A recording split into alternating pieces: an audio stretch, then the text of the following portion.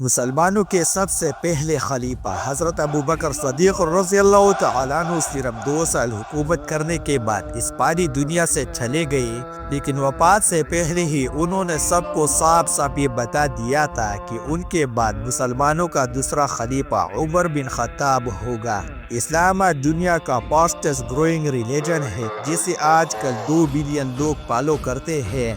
اور دنیا میں ایسا کوئی سیکنڈ نہیں گزرتا جس میں دنیا کی کسی کونے میں اذان نہ دی جا رہی ہو۔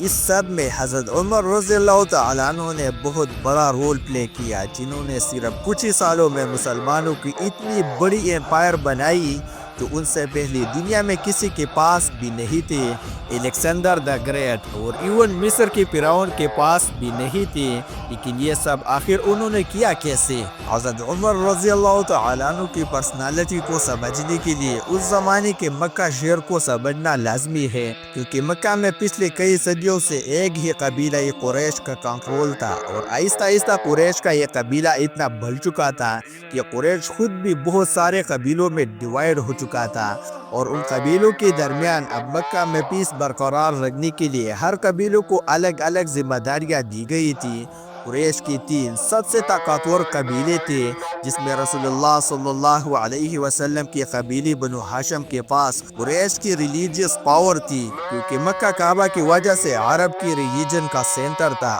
اور بنو ہاشم کے لیڈر تھے عبد المطلب، اور ان کے بعد ابو طالب قریش کا دوسرا طاقتور قبیلہ تھا۔ بنو امیہ یہ قبیلہ قریش میں صرف اور صرف ایک ہی چیز کی وجہ سے مشہور تھا، پیسہ۔ اس لیے مکہ کے ساری اکانومی یہی فیملی بنو امیہ کنٹرول کرتی تھی، اور اس قبیلے کا لیڈر تھا ابو سفیان۔ اور آخری قریش کا تیسرا طاقتور قبیلہ بنو خزوم تھا، جو مکہ میں جنگوں کی فیملی سے مشہور تھا۔ اس لیے مکہ میں ہر وار جنگ کی پلاننگ یہی فیملی کیا کرتی تھی، اور سب سے زیادہ ہتھیار بھی اسی فیملی کے پاس ہوتے تھے۔ اور بنو مخزوم کا لیڈر سب سے پاورفل لیڈر میں سے ہوتا تھا، جن میں سے ایک کو ابو جہل کے نام سے جانا جاتا ہے۔ لیکن حضرت عمر رضی اللہ تعالیٰ عنہ کا تعلق ان 3 قبیلوں میں سے ایک کے ساتھ بھی نہیں تھا، ان کا تعلق تھا قریش کے ایک دوسرے قبیلے بنو عدی سے تھا، جو قریش کے ایمبیسیڈر کا قبیلہ تھا، مطلب قریش کا ترجمان، اسپوکن پرسن زیادہ تر اسی قبیلے سے ہوتا تھا۔ اور جب بھی قریش کے آپس میں کوئی لڑائیاں ہوتی تھی،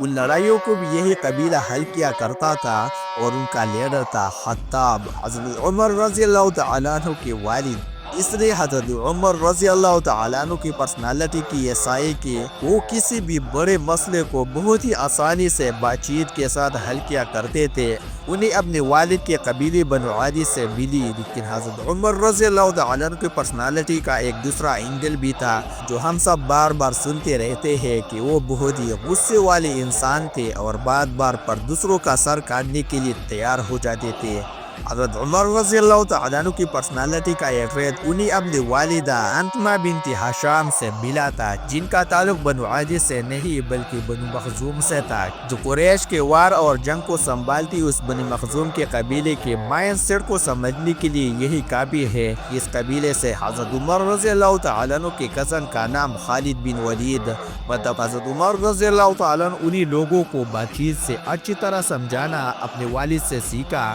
اور جو لوگ باتوں سے نہ سمجھے انہیں ڈنڈے اور تلوار سے سمجھانا انہوں نے اپنے والدہ کے خاندان سے سیکھا تھا۔ دنیا کے سب سے بڑے بادشاہ خلیفہ بننے کے بعد ایک دن حضرت عمر مکہ کی اس علاقے سے گزرا جہاں میں وہ بچپن میں اونٹ چرایا کرتے تھے، اور فرمایا کہ اللہ کی کیا شان ہے کہ میری زندگی میں ایک ایسا وقت تھا کہ میں یہاں اونٹ چرایا کرتا تھا، اور صرف تھوڑی سی غلطی پر بھی میرا باپ مجھے بہت مارا کرتا تھا، اور آج ایسا دن ہے کہ میرے اور اللہ کے درمیان دنیا میں کوئی بھی نہیں۔ مطلب اس وقت حضرت عمر رضی اللہ تعالیٰ عنہ دنیا کے سب سے بڑی ایمپائر کی لیڈر اور دنیا کے سب سے طاقتور انسان بن چکے تھے۔ ان سے پاورفل کوئی بھی نہیں تھا سوائے اللہ کے۔ حضرت عمر رضی اللہ تعالیٰ عنہ مکہ میں آپ صلی اللہ علیہ وسلم سے 12 سال بعد پیدا ہوئے، اور جوانی میں بہت ٹال اور مسکولر ہونے کی وجہ سے بہت ہی جلد مکہ کے سب سے طاقتور ریسلر بن گئے۔ مطلب کہا جاتا ہے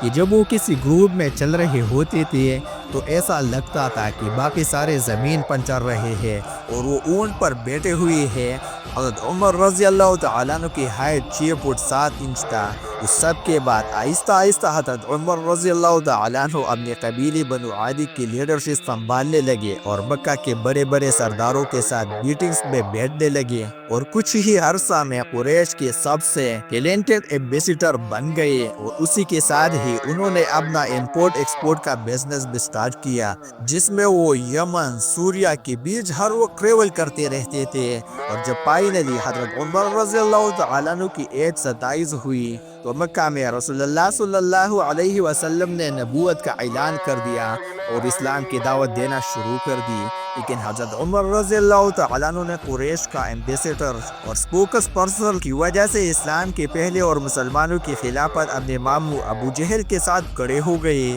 اسلام سے پہلے حضرت عمر رضی اللہ تعالیٰ عنہ اسلام سے اتنی نفرت کرتے تھے کہ اپنے ایک غلام کو صرف مسلمان ہونے کی وجہ سے ایک دن انہوں نے اتنا مارا کہ خود اسے مار مار کر تھک گئے۔ لیکن جیسے ہی وقت گزرتا گیا آہستہ آہستہ حضرت عمر رضی اللہ تعالیٰ عنہ کی مسلمانوں کے بارے میں پوزیشن تھوڑی بدلنے لگی۔ اس لیے ایک دن جب وہ مکہ میں ایک غلام کے پاس گزرے جسے اس کے مالک ابو جہل نے مسلمان ہونے کی وجہ سے مار مار کر بے ہوش کر دیا تھا، جب حضرت عمر رضی اللہ تعالیٰ عنہ نے دیکھا کہ کسی اور نے اس کی مدد نہیں کی تو خود جا کر اسے ہاتھ دیا اور اسے اٹھایا، جس پر اس غلام نے حضرت عمر رضی اللہ تعالیٰ عنہ سے کہا کہ واللہ آپ ان دونوں میں سے بہتر ہے، جس کی حضرت عمر رضی اللہ تعالیٰ عنہ کو سمجھ نہیں آئی۔ اس غلام نے اس دعا کی طرف اشارہ کیا تھا کہ جب آپ صلی اللہ علیہ وسلم نے اللہ سے کی تھی کہ یا اللہ مکہ کی 2 عمرین میں سے ایک کو اسلام کی طرف لاؤ،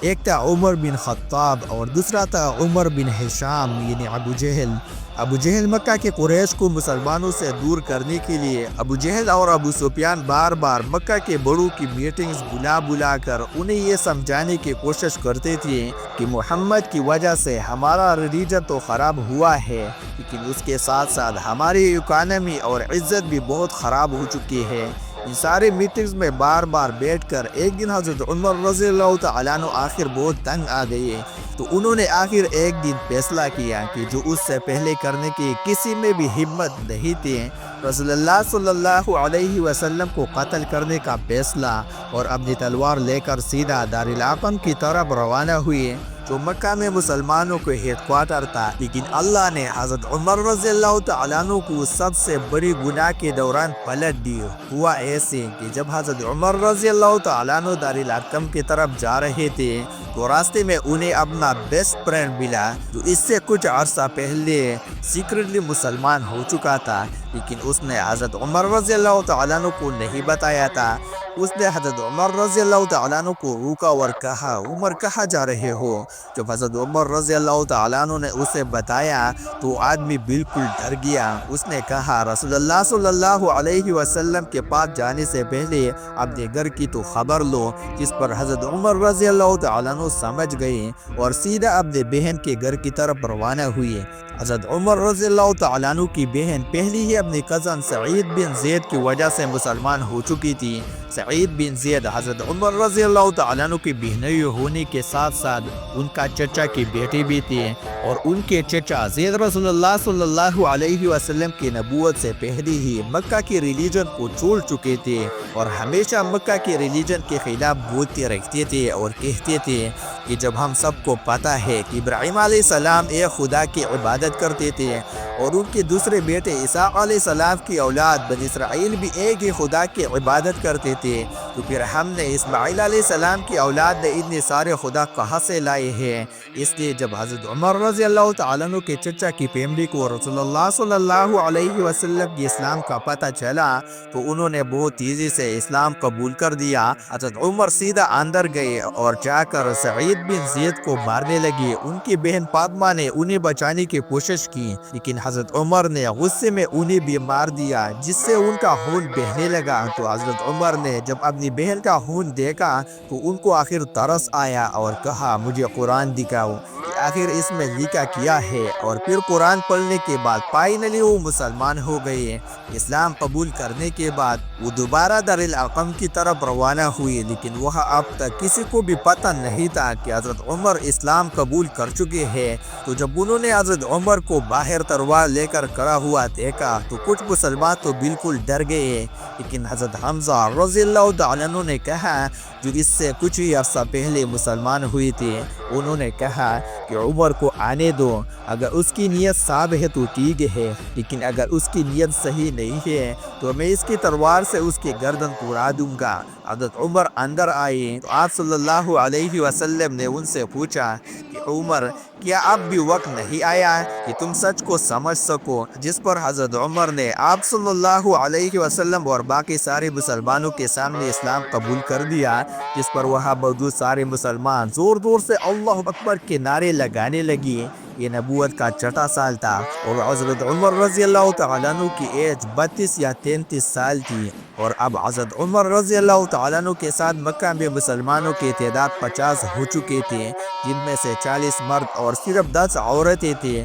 حضرت عمر رضی اللہ تعالیٰ عنہ کی اسلام قبول کرنے کے بعد مسلمانوں کے حالات بالکل بدل گئے، کیونکہ اس سے پہلے جس نے بھی اسلام قبول کیا تھا وہ زیادہ تر بہت کمزور لوگ، اس لیے ہمیشہ چھپ کر اسلام قبول کرتے تھے۔ لیکن حضرت عمر رضی اللہ تعالیٰ عنہ اسلام قبول کرنے کے بعد سیدھا اپنے ماموں ابو جہل کے گھر گئے اور انہیں بتایا کہ میں اسلام قبول کر چکا ہوں، جس پر وہاں موجود سارے مسلمان زور زور سے اللہ اکبر کے نعرے لگانے لگے۔ یہ نبوت کا چھٹا سال تھا اور حضرت عمر رضی اللہ تعالیٰ عنہ کی ایج 32 یا 33 سال تھی، اور اب حضرت عمر رضی اللہ تعالیٰ عنہ کے ساتھ مکہ میں مسلمانوں کی تعداد 50 ہو چکے تھے، جن میں سے 40 مرد اور صرف 10 عورتیں تھیں۔ حضرت عمر رضی اللہ تعالیٰ عنہ کی اسلام قبول کرنے کے بعد مسلمانوں کے حالات بالکل بدل گئے، کیونکہ اس سے پہلے جس نے بھی اسلام قبول کیا تھا وہ زیادہ تر بہت کمزور لوگ، اس لیے ہمیشہ چھپ کر اسلام قبول کرتے تھے۔ لیکن حضرت عمر رضی اللہ تعالیٰ عنہ اسلام قبول کرنے کے بعد سیدھا اپنے ماموں ابو جہل کے گھر گئے اور انہیں بتایا کہ میں اسلام قبول کر چکا ہوں، اور جس پر ابو جہل نے کہا کہ یہ تو ہو ہی نہیں سکتا کہ تمہارا جیسا آدمی اسلام قبول کرے، کیونکہ حضرت عمر کے پچھلے سارے لائف اسلام کے بہت ہی اپوزٹ تھی۔ جس کے بعد حضرت عمر سیدھا جمیل بن معمور کے پاس گئے اور انہیں بھی اپنے مسلمان ہونے کے بارے میں بتایا، کیونکہ جمیل مکہ کے لاؤڈ سپیکر تھا اور یہ ایسا آدمی تھا کہ اس کے پیٹ میں زیادہ دیر تک کوئی بات نہیں رہتی۔ تو جب اسے اتنی بڑی نیوز کا پتہ چلا تو وہ سیدھا بھاگا اور مکہ کی گلیوں میں اعلان کرنے لگا کہ عمر نے ہمارا دین کو چھوڑ دیا۔ حضرت عمر سے پہلے مسلمان مکہ میں چھپ چھپ کر نماز پڑھا کرتے تھے، لیکن حضرت عمر کے بعد اب سارے مسلمان سب کے سب کھل کر نماز پڑھنے لگے اور ایون کعبہ کے اندر جا کر بھی نماز ادا کرنے لگے۔ اس سب کے بعد حضرت عمر رضی اللہ تعالیٰ عنہ نے اپنی ساری زندگی آپ صلی اللہ علیہ وسلم اور اسلام کے لیے وقف کر دی، اور کچھ عرصہ بعد مسلمانوں کے ساتھ مکہ میں اپنے خاندان اور ساری طاقت چھوڑ کر مدینہ کی طرف ہجرت کر گئے۔ مدینہ آنے کے بعد آپ صلی اللہ علیہ وسلم نے مکہ کے مہاجرینوں کو، جن کے پاس نہ کوئی گھر نہ کاروبار یعنی کچھ بھی نہیں تھا، ان کو ایک ایک انصار کے گھر میں سیٹل کیا۔ حضرت عمر بھی ایک انصاری کے ساتھ سیٹل ہوئے اور ان دونوں نے اپنے ٹائم کو ایسے ڈیوائیڈ کیا کہ ایک دن وہ صحابی آپ صلی اللہ علیہ وسلم کی خدمت میں حاضر ہوتے اور حضرت عمر ان کا بزنس سنبھالتے، اور پھر دوسرے دن حضرت عمر رضی اللہ تعالیٰ عنہ آپ صلی اللہ علیہ وسلم کے پاس جاتے اور وہ صحابی بزنس کو چلاتے۔ ہجرت کے صرف 2 سال بعد جنگ بدر میں حضرت عمر رضی اللہ تعالیٰ عنہ حضرت حمزہ رضی اللہ تعالیٰ عنہ کی لیڈرشپ میں جنگ میں شامل رہے۔ جنگ جیتنے کے بعد حضرت عمر کی رائے یہ تھی کہ ہمیں قیدی نہیں رکھنے چاہیے، لیکن آپ صلی اللہ علیہ وسلم اور ابو بکر صدیق رضی اللہ تعالیٰ عنہ کی رائے اس سے اپوزٹ تھی، جس کے بعد قرآن کی ایک آیت نازل ہوئی جس میں کلیئرلی حضرت عمر رضی اللہ تعالیٰ عنہ کی رائے کو ریفر کیا گیا تھا۔ اس ڈیسیجن اور باقی کچھ ڈیسیجن کی وجہ سے حضرت عمر کا نام الفاروق رکھا گیا، حق کو پہچاننے والا، سچ کا ساتھ دینے والا۔ بدر کے 1 سال بعد اور اور احد کی جنگ اور اس کے بعد خندق کی جنگ میں بھی حضرت عمر رضی اللہ تعالیٰ عنہ مسلمانوں کی فوج میں رہے، اور اس کے بعد صلح حدیبیہ کے موقع پر آپ صلی اللہ علیہ وسلم نے حضرت عمر رضی اللہ تعالیٰ عنہ کو مکہ والوں سے ڈیل کرنے کو کہا، لیکن حضرت عمر نے یہ مشورہ دیا کہ آپ میرے بجائے حضرت عثمان کو ڈیل کرنے کے لیے بھیجیں، کیونکہ اب حضرت عمر رضی اللہ تعالیٰ عنہ کے ماما ابو جہل مر چکے تھے، اور ان کے بعد مکہ کا نیا پاورفل سردار ابو سفیان جو حضرت عثمان رضی اللہ تعالیٰ عنہ کے قبیلے والا تھا، جسے ہم اس ویڈیو میں پورا ایکسپلین کر چکے ہیں، جس کے بعد مکہ والوں نے مسلمانوں کے سامنے ایک ایسی ڈیل رکھی جسے دیکھ کر یہ لگ رہا تھا مسلمان اسے سائن کر کے بہت بڑی غلطی کریں گے، لیکن آپ صلی اللہ علیہ وسلم نے صحابہ کی رائے کو چھوڑ کر اس ڈیل پر مہر لگا لی، جس پر کچھ صحابہ بہت ہی کنفیوژن اور ناراض ہوئے، جن میں ایک حضرت عمر رضی اللہ تعالیٰ عنہ بھی تھے۔ وہ سیدھا آپ صلی اللہ علیہ وسلم کے پاس گئے اور ان سے پوچھا کہ کیا آپ سچے نبی نہیں ہو؟ تو آپ صلی اللہ علیہ وسلم نے کہا بالکل۔ تو حضرت عمر رضی اللہ تعالیٰ عنہ نے کہا کہ کیا ہمارا دشمن کافر نہیں ہے؟ تو آپ صلی اللہ علیہ وسلم نے کہا بالکل، جس پر حضرت عمر نے کہا تو پھر کیوں ہم ان کی ہر بات مان رہے ہیں، کیونکہ ہم ان کے سامنے کمزور بن رہے ہیں۔ اس پر آپ صلی اللہ علیہ وسلم نے کہا میں اللہ کا رسول ہوں اور اللہ کے علاوہ میں کوئی کام نہیں کرتا ہوں۔ جس کے بعد آئندہ آنے والے کچھ سالوں میں جب انہوں نے دیکھا کہ بہت سارے لوگ آپ صلی اللہ علیہ وسلم کی وجہ سے اسلام کی طرف آنے لگے، تو انہوں نے آپ صلی اللہ علیہ وسلم کی فیصلے کی سمجھ آئی، اور پھر ہمیشہ اپنی ان باتوں کی وجہ سے اللہ سے معافی مانگتے رہے۔ صلح حدیبیہ کے بعد اسلام اتنی تیزی سے پھیلنے لگا کہ حضرت عمر رضی اللہ تعالیٰ عنہ کی قضات خالد بن ولید نے اسلام قبول کر لی۔ اس کے بعد ہمیشہ حضرت عمر کے ساتھ ہی ہر ڈیسیجن اور ہر جنگ میں ساتھ ہی رہے، اور آپ صلی اللہ علیہ وسلم نے حضرت عمر کی بیٹی حضرت حفصہ سے شادی بھی کی۔ پھر آخر مکہ فتح ہونے کے بعد جنگ تبوک میں حضرت عمر رضی اللہ تعالیٰ عنہ نے مسلمانوں کی فوج کو سپورٹ کرنے کے لیے اپنے ساری سامان کا آدھا حصہ ڈونیٹ کیا۔ غزوہ تبوک کے کچھ عرصے بعد آپ صلی اللہ علیہ وسلم اس فانی دنیا سے چلے گئے، لیکن جب یہ خبر حضرت عمر رضی اللہ تعالیٰ عنہ تک پہنچی وہ اتنا حیران ہوئی کہ انہیں اس پر یقین ہی نہیں آ رہا تھا۔ وہ مسجد نبوی میں کھڑے ہوئے اور اپنی تلوار نکال کر کہا کہ جو بھی کہے گا کہ رسول اللہ صلی اللہ علیہ وسلم فوت ہو چکے ہیں میں اس کی گردن اڑا دوں گا، کیونکہ آپ صلی اللہ علیہ وسلم ہمیشہ کہتے تھے کہ ایک دن مسلمان رومن اور برجین امپائر دونوں کو فتح کرے گے۔ تو اب یہ کیسے ہو سکتا تھا کہ آپ صلی اللہ علیہ وسلم یہ سب ہوئے بغیر دنیا سے چلے جائے؟ لیکن حضرت عمر رضی اللہ تعالیٰ عنہ کو اس بات کا فتح نہیں تھا کہ اللہ ایک دن انہی کے ہاتھوں یہ دونوں امپائر فتح کرے گا۔ جب مسجد نبوی کے اندر سارے غم اور کنفیوژن میں تھے تو حضرت ابوبکر صدیق رضی اللہ تعالیٰ عنہ ممبر پر چڑھے اور سمجھایا کہ ہمارا مشن آپ صلی اللہ علیہ وسلم کی وفات کے بعد ختم نہیں ہوا، بلکہ اصلی مشن شروع ہوا۔ آپ صلی اللہ علیہ وسلم کی وفات کے وقت مدینہ کے کچھ لوگ آپ صلی اللہ علیہ وسلم کے بعد اپنا نیا بادشاہ چوز کرنے لگے، تو اچانک حضرت عمر اور ابوبکر رضی اللہ تعالیٰ عنہ اجمعین وہاں پہنچے۔ اس کے بعد جو ہوا ہم اس ویڈیو میں پورا ایکسپلین کر چکے ہیں۔ حضرت عمر رضی اللہ تعالیٰ عنہ نے جب دیکھا کہ وہ حالات آہستہ آہستہ بگڑ رہے ہیں تو انہوں نے حالات کو کنٹرول کرنے کے لیے سب سے پہلے حضرت ابوبکر صدیق رضی اللہ تعالیٰ عنہ کے ہاتھ پر بیعت کر دی،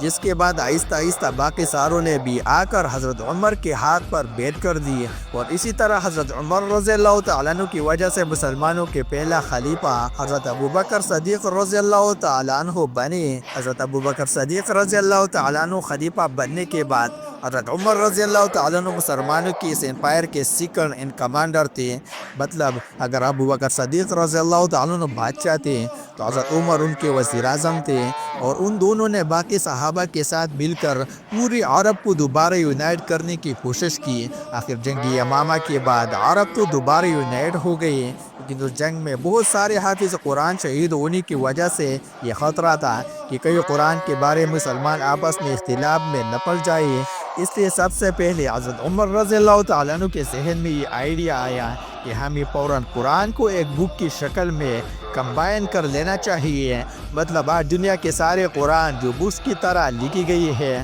ان میں سے تھوڑا سا کریڈٹ حضرت عمر رضی اللہ تعالیٰ عنہ کو جاتا ہے۔ عرب یونائٹ کرنے کے بعد خلیفہ ابو بکر صدیق رضی اللہ تعالیٰ عنہ کے حکم پر مسلمانوں نے سیدھا برجن امپائر پر حملہ کر دیا اور ان سے کچھ ہی مہینوں میں یہ سارا علاقہ فتح کر لیا۔ اور پھر برجن امپائر پر حملے کے ساتھ ساتھ مسلمانوں نے ایک ہی ٹائم پر روس پر بھی حملہ کر دیا، لیکن برجن امپائر کی طرح مسلمانوں کو روم امپائر میں اتنی کامیابی نہیں مل رہی تھی۔ خالد بن ولید رومن امپائر میں نہیں بلکہ برجن امپائر میں تھی، اس لیے حضرت ابو بکر صدیق رضی اللہ تعالیٰ عنہ نے خالد بن ولید کی طرف ایک لیٹر بھیجا کہ وہ سیدھا اپنی آدھی فوج لے کر رومن امپائر کی طرف جائے۔ جیسے ہی خالد بن ولید وہاں پہنچے تو بہت تیزی سے رومن امپائر کے سارے علاقے کو فتح کرنے لگے اور آخر رومن امپائر کی مین سٹی دمشق کو ہر طرف سے گھیر دیا۔ مسلمانوں کی اس امپائر کو چلانے میں حضرت ابو بکر اور حضرت عمر رضی اللہ تعالیٰ عنہ اجمعین کی رائے زیادہ تر ہمیشہ سیم ہی ہوتے تھے سوائے ایک مسئلے کے، اور یہ مسئلہ آگے جا کر بہت ہی کنٹروورشل مسئلہ بنا، اور وہ مسئلہ یہ تھا کہ خالد بن ولید کیسے ہینڈل کیا جائے، کیونکہ خالد بن ولید اب تک سارے فیصلے خود ہی کیا کرتے تھے اور سب کچھ کرنے کے بعد ہی مدینہ کی طرف لیٹر بھیجتے تھے، لیکن حضرت عمر رضی اللہ تعالیٰ عنہ کو اپنے قصد خالد بن ولید کی عادت بالکل بھی اچھی نہیں لگ رہی تھی۔ اس لیے جب حضرت عمر خلیفہ بنے، انہوں نے کچھ ہی عرصے بعد مسلمانوں کے سب سے بڑے جنرل کو اپنے عہدے سے ہٹا دی۔ اس پر خالد بن ولید ان سے بہت ناراض ہوئے تھے۔ جیسے ہی مسلمانوں کی فوج یہاں تک پہنچی تو مدینہ میں مسلمانوں کے خلیفہ ابو بکر صدیق رضی اللہ تعالیٰ عنہ کی طبیعت بالکل خراب ہو گئی، جسے دیکھ کر انہیں پتہ چل گئے کہ اب ان کی دنیا میں آخری دن ہے۔ اس لیے انہوں نے سارے بڑے صحابہ کو بلایا اور انہیں کہا کہ اب میں اور تمہارا خلیفہ نہیں رہا، تم آپس میں مشورہ کر کے جیسے بھی چاہو اپنا نیا خلیفہ سلیکٹ کر دو۔ جس پر سارے صحابہ نے تھوڑا سوچا اور واپس حضرت ابو بکر صدیق رضی اللہ تعالیٰ عنہ سے کہا یہ کام ہم آپ کے حوالے کرتے ہیں، کہ آپ جس کو بھی صحیح سمجھتے ہیں اپنے بعد اس کو مسلمانوں کا خلیفہ بنا دیں۔ تو حضرت ابو بکر صدیق رضی اللہ تعالیٰ عنہ نے بڑے بڑے صحابہ میں سے ایک ایک کو بلایا اور ان سے پوچھا کہ عمر کے بارے میں تمہارا کیا رائے ہے۔ اس پر ایک صحابی نے کہا کہ حضرت عمر رضی اللہ تعالیٰ عنہ بہت اچھے ہیں لیکن ان کی طبیعت بہت ہی سخت ہے۔ تو حضرت ابو بکر صدیق رضی اللہ تعالیٰ عنہ نے حضرت عمر کو ڈیفائن کرنے کے لیے کہا کہ عمر صرف اس لیے سخت بنتا ہے کیونکہ وہ مجھے ہمیشہ صاف دیکھتا ہے، لیکن جب وہ خود خلیفہ بنے گا تو اس کی پرسنالٹی بالکل بدل جائے گی۔ ان سارے صحابہ سے پوچھنے کے بعد حضرت ابو بکر صدیق رضی اللہ تعالیٰ عنہ نے سخت بیماری میں حضرت عثمان کو اپنے پاس بلایا اور انہیں کہا کہ دیکھو کہ میں خلیفہ ابو بکر اپنے بعد مسلمانوں کا نیا خلیفہ یہ کہتا ہوں۔ یہ کہتے ہی اچانک ان کی طبیعت خراب ہو گئی اور وہ بے ہوش ہو گئے۔ تو حضرت عثمان رضی اللہ تعالیٰ عنہ نے اس سے آگے خود ہی لکھا کہ اپنے بعد نیا خلیفہ عمر کو نامزد کرتا ہوں۔ تھوڑی دیر بعد جب انہیں ہوش آیا تو انہوں نے کہا کہ بالکل ٹھیک کیا، اور سارے بڑے صحابہ کو بلا کر کہا کہ کیا تم سب کو وہ قبول ہوگا جسے میں خلیفہ بناؤں گا؟ تو وہاں سب نے کہا کہ یس، جس پر حضرت ابو بکر صدیق رضی اللہ تعالیٰ عنہ نے کہا کہ میں نے اپنے بعد اپنے بیٹے کو خلیفہ بنا کر جا رہا ہوں، اور نہ اپنے خاندان میں سے کسی پر، بلکہ میں اسے خلیفہ بنا رہا ہوں جسے میں سب سے بہتر سمجھتا ہوں، اور وہ ہے عمر بن خطاب۔